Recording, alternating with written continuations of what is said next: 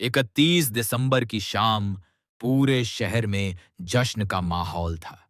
हर तरफ रोशनी, खुशी और नए साल का इंतजार। लेकिन इसी बीच एक ऐसी कहानी शुरू हो रही थी जो किसी जश्न से कम नहीं थी, बल्कि रहस्यों और भावनाओं से भरी हुई थी। एक स्कूल के शांत से कोने में, जहां बच्चों की हंसी गूंज रही थी, वहीं एक नई लड़की की एंट्री होती है। जानवी। वह यहां जॉब करने आई है और उसे स्कूल के सारे फूलों और पौधों की देखभाल की जिम्मेदारी दी गई है। सब कुछ सामान्य लग रहा था, लेकिन तभी उसकी नजर पड़ती है एक छोटी सी बच्ची पर, रागिनी। बाकी बच्चे जहां मस्ती में खाना खा रहे थे, वहीं रागिनी एक कोने में चुपचाप बैठी थी, बिना खाना खाए। जानवी को ये बात खटकती है। वो प्यार से पूछती है, तुम खाना क्यों नहीं खा रही? रागिनी मासूमियत से जवाब देती है, मेरे पास लंच नहीं है, चाची अभी तक लेकर नहीं आई। ये सुनकर जानवी का दिल पिघल जाता है। वो तुरंत अपना टिफिन निकालती है और कहती है, कोई बात नहीं, आज तुम मेरे साथ खाना शेयर कर लो। लेकिन रागिनी का जवाब चौंकाने वाला था। मैं किसी का लंच शेयर नहीं करती। इतनी छोटी उम्र में इतनी सख्ती। जानवी हैरान रह जाती है। उसी समय जानवी के फोन पर कॉल आता है। दूसरी तरफ से आवाज आती है, थैंक यू, तुम रागिनी को टिफिन दे आई थी ना? सॉरी, मुझे टाइम नहीं मिला। जानवी कुछ समझ पाती उससे पहले ही कॉल खत्म हो जाता है। अब स्थिति और भी अजीब हो जाती है। आखिर ये कौन है जो रागिनी की जिम्मेदारी जानवी पर डाल रहा है, और क्यों? थोड़ी देर बाद रागिनी खुद ही जानवी के पास आती है और कहती है, ओनली फॉर यू, मैं आपका खाना खा लूंगी। ये सुनकर जानवी के चेहरे पर हल्की सी मुस्कान आ जाती है, लेकिन उसके मन में सवालों का तूफान उठ रहा होता है। आखिर क्यों रागिनी ने सिर्फ उसके लिए अपना नियम तोड़ा? जब जानवी उसे खाना खिलाने लगती है, तो रागिनी हर चीज को मना करती है। मुझे ये नहीं पसंद, मुझे वो नहीं पसंद। लेकिन जानवी हार नहीं मानती। वो प्यार से कहती है, बस एक बाइट ट्राई करो, अगर अच्छा नहीं लगे तो मत खाना। आखिरकार रागिनी मान जाती है, और जैसे ही वो एक बाइट लेती है, उसके चेहरे पर एक अलग ही सुकून दिखता है। खाते खाते जानवी पूछती है, क्या तुम कल की तरह आज भी भूखी हो? रागिनी जवाब देती है, नहीं, आज मम्मा के पास थी, उन्होंने मुझे खिलाया। ये सुनते ही जानवी चौंक जाती है, क्योंकि उसे तो बताया गया था कि रागिनी की मां उसके साथ नहीं रहती।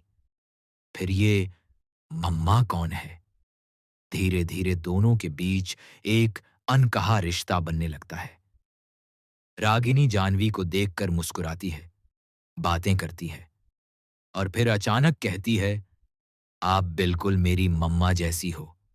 ये सुनकर जानवी के पैरों तले जमीन खिसक जाती है। एक अजनबी बच्ची उसे अपनी मां से कैसे जोड़ सकती है? अब सवाल ये उठता है, क्या ये सिर्फ एक मासूम बच्ची की भावना है, या फिर इसके पीछे कोई गहरा राजा छुपा है? क्यों जानवी को भी रागिनी के साथ एक अजीब सा अपनापन महसूस हो रहा है? क्या इन दोनों का कोई पुराना रिश्ता है जो वक्त के साथ बिछड़ गया? कहानी अब सिर्फ एक मुलाकात नहीं रही, ये बन चुकी है एक रहस्य, एक एहसास, और एक ऐसे सच की शुरुआत जो आगे चलकर सब कुछ बदल सकता है। जानवी के मन में उठ रहे सवाल अब उसे चैन से बैठने नहीं दे रहे थे। रागिनी की मासूम बातें, उसका मम्मा कहना, और सबसे बड़ी बात, उसका जानवी से अचानक जुड़ जाना, ये सब कुछ बहुत अजीब था। जानवी बार बार सोच रही थी, आखिर इस बच्ची में ऐसा क्या है जो मुझे इतना अपना लग रहा है? तभी अचानक रागिनी की नजर दूर खड़े एक शख्स पर पड़ती है और वो घबरा जाती है। वो जल्दी से जानवी का हाथ पकड़ लेती है और धीरे से कहती है, आप कहीं मत जाना, मैं अभी आती हूं, मुझे मम्मी को ढूंढना है। इतना कहकर वो भाग जाती है। जानवी कुछ समझ पाती उससे पहले ही सब कुछ बदल जाता है। वो हैरानी से इधर उधर देखती है और खुद से सवाल करती है, ये बच्ची आखिर किसे ढूंढ रही है और क्यों मुझे छोड़कर अचानक भाग गई? तभी पास खड़े डॉक्टर साहब मुस्कुराते हुए कहते हैं, इस बच्ची में कुछ तो खास है, ना जाने क्यों ये मुझे अपनी ही लगती है। जानवी ये सुनकर और भी उलझन में पड़ जाती है। क्या सिर्फ उसे ही नहीं, बल्कि दूसरों को भी रागिनी में अपनापन महसूस हो रहा है। उधर रागिनी भागते भागते एक खाली कॉरिडोर में पहुंचती है जहां सन्नाटा पसरा हुआ है। वो इधर उधर देखती है जैसे किसी को ढूंढ रही हो, लेकिन वहां कोई नहीं होता। उसकी आंखों में हल्की सी बेचैनी और डर साफ नजर आता है। वो धीरे से खुद से बुदबुदाती है, मम्मा, आप कहाँ हो?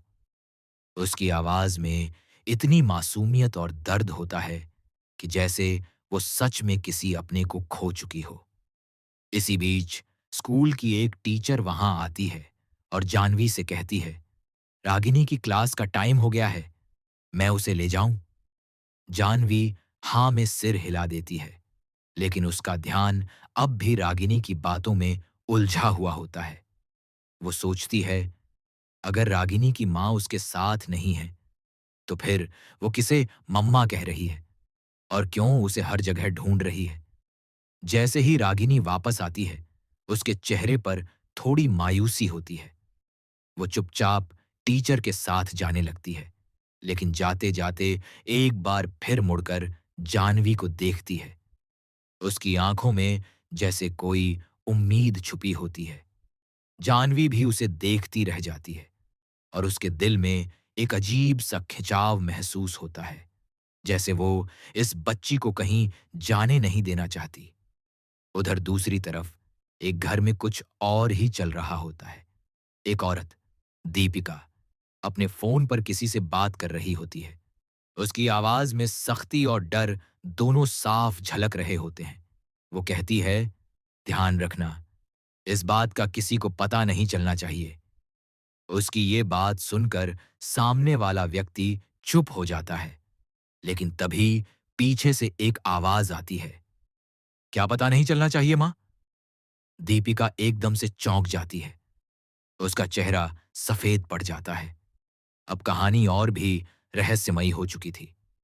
एक तरफ रागिनी है जो अपनी मम्मा को ढूंढ रही है, दूसरी तरफ जानवी है जो खुद समझ नहीं पा रही कि उसका इस बच्ची से क्या रिश्ता है, और तीसरी तरफ दीपिका जो किसी बड़े राज को छुपाने की कोशिश कर रही है। क्या ये तीनों एक ही कहानी के अलग अलग हिस्से हैं? क्या रागिनी जिस मम्मा को ढूंढ रही है उसका संबंध दीपिका से है या फिर जानवी से? और आखिर ऐसा कौन सा सच है जिसे दीपिका हर हाल में छुपाना चाहती है? रहस्य अब और गहराता जा रहा है और हर जवाब के साथ नए सवाल सामने आ रहे हैं। आने वाले पलों में ये कहानी एक ऐसा मोड़ लेने वाली है जो सब कुछ बदल देगा। अब कहानी एक ऐसे मोड़ पर पहुंच चुकी थी जहां हर किरदार कुछ छुपा रहा था और हर सच के पीछे एक और बड़ा झूठ खड़ा था।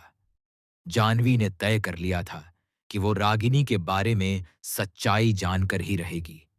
उसके दिल में उठ रही बेचैनी अब जिज्ञासा में बदल चुकी थी। वो खुद से बार बार यही सवाल कर रही थी, क्यों मुझे इस बच्ची से इतना लगाव महसूस हो रहा है? क्यों उसकी हर बात मेरे दिल को छू जाती है? इसी सोच में डूबी जानवी चुपचाप रागिनी के पीछे पीछे उसकी क्लास तक पहुंच जाती है। क्लास के बाहर खड़े होकर वो अंदर झांकती है रागिनी बाकी बच्चों से बिल्कुल अलग खिड़की के पास बैठी होती है। उसकी नजरें कहीं दूर टिकी होती हैं, जैसे वो किसी का इंतजार कर रही हो। तभी टीचर बच्चों को एक-एक करके उनकी फैमिली की तस्वीरें दिखाने को कहती हैं। जैसे ही रागिनी की बारी आती है, वो धीरे से आगे बढ़ती है और स्क्रीन पर एक तस्वीर दिखाती है, मेले की तस्वीर। लेकिन उस तस्वीर में कुछ अजीब होता है। बाकी बच्चों की तरह उसमें पूरा परिवार नहीं होता, बल्कि सिर्फ रागिनी और एक धुंधली सी औरत की परछाई नजर आती है। टीचर मुस्कुराकर पूछती है, ये कौन है तुम्हारे साथ? रागिनी कुछ पल के लिए चुप हो जाती है। उसकी आंखें भर आती हैं और वो धीरे से कहती है, ये मेरी मम्मा हैं। ये सुनते ही जानवी का दिल जोर से धड़कने लगता है। वो ध्यान से उस तस्वीर को देखने की कोशिश करती है, लेकिन चेहरा साफ नहीं दिखता। फिर भी उसे उस परछाई में कुछ जाना पहचाना सा एहसास होता है। उधर दूसरी तरफ दीपिका की बेचैनी अब बढ़ती जा रही थी। वो बार बार फोन चेक कर रही थी, जैसे किसी खबर का इंतजार हो। तभी उसका फोन बजता है और दूसरी तरफ से आवाज आती है, मैम, सब कुछ कंट्रोल में है, किसी को कुछ पता नहीं चला। दीपिका गहरी सांस लेती है, लेकिन उसके चेहरे पर डर अब भी साफ नजर आ रहा होता है। वो खुद से कहती है, ये राजर अगर खुल गया तो सब कुछ खत्म हो जाएगा। इधर स्कूल में जानवी अब खुद को रोक नहीं पाती।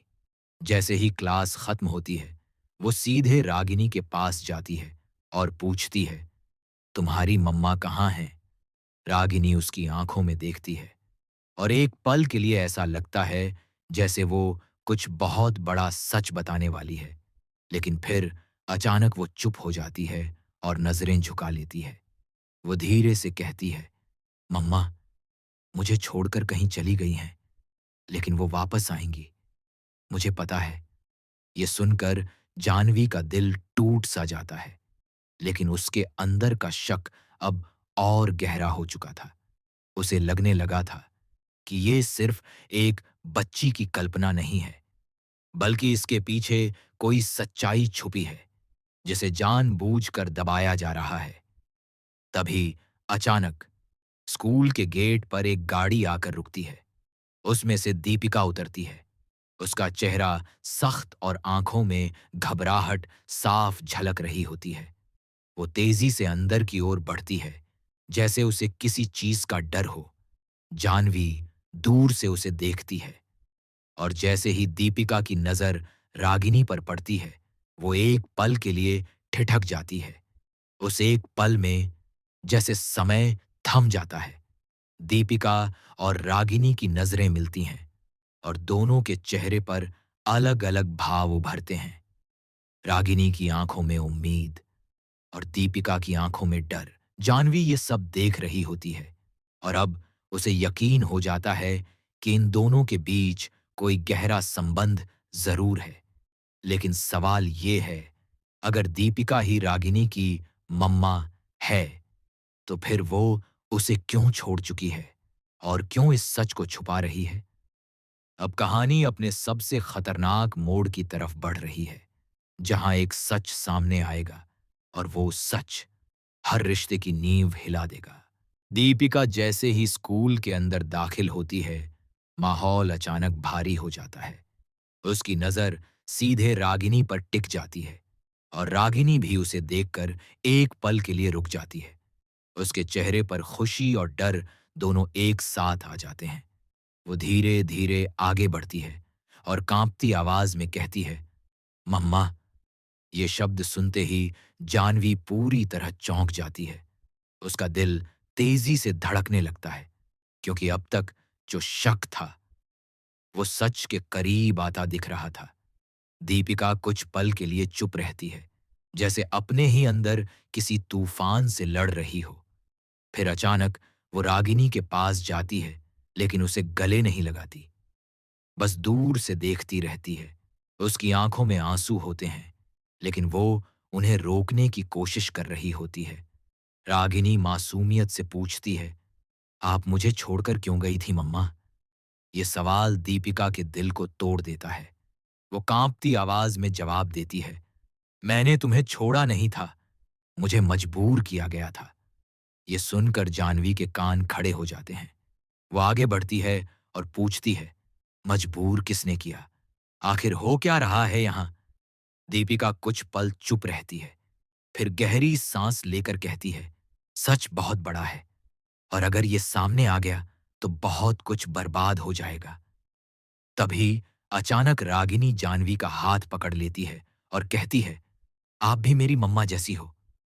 ये सुनते ही दीपिका और जानवी दोनों एक दूसरे को देखने लगते हैं।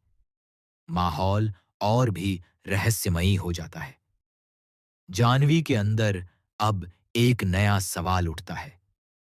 अगर दीपिका ही रागिनी की मां है, तो फिर रागिनी को जानवी में अपनी मां क्यों दिखती है?